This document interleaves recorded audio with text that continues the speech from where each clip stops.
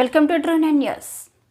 అంగన్వాడీలకు ప్రభుత్వాలు ఇచ్చిన హామీలను అమలు చేయాలని కోరుతూ మద్దిపాడు గ్రామంలో 5వ రోజు జరుగుతున్న నిరవధిక సమ్మె కార్యక్రమంలో పాల్గొని వారికి సంఘీభావం తెలియజేసిన సంతనూతలపాడు నియోజకవర్గ ex MLA TDP incharge BN Vijay Kumar మరియు నియోజకవర్గ రాష్ట్ర టీడీపీ సెక్రటరీ కొండేపి పరిశీలకులు అడక స్వాములు, జనసేన పార్టీ సమన్వయకర్త కందుకూరి బాబు, మండల పార్టీ అధ్యక్షులు మండల జయంత్ బాబు, సిపిఎం జిల్లా కార్యదర్శి షేక్ మహబూబ్, సిఐటియు జిల్లా కార్యదర్శి బంగ సుబ్బారావు, మండల జనసేన పార్టీ నాయకులు నున్నా సుబ్రహ్మణ్యం, జనసేన జిల్లా సెక్రటరీ పెంట్యాల కోటేశ్వరరావు తదితరులు పాల్గొన్నారు.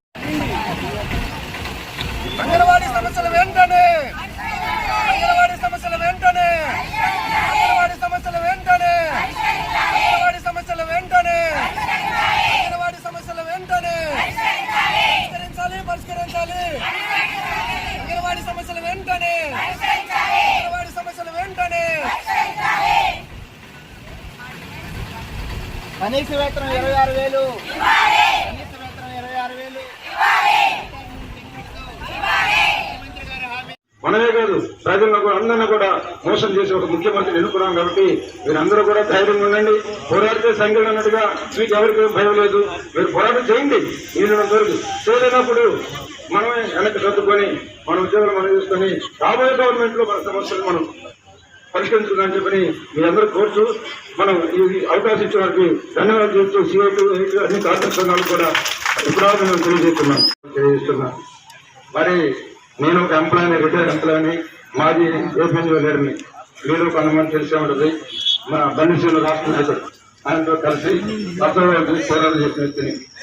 మరి ఈ రోజున మీరు 26 రూపాయలకు మినిమం ఇవ్వాలన్నారు. మరి గతంలో 2014-19లో చంద్రబాబు గారు గవర్నమెంట్ లో మీకందరికి కూడా 7 నుంచి 14 పెంచింది చంద్రబాబు. మరి గవర్నమెంట్ వచ్చినాక 7 రూపాయలు మాత్రమే పెంచాడు.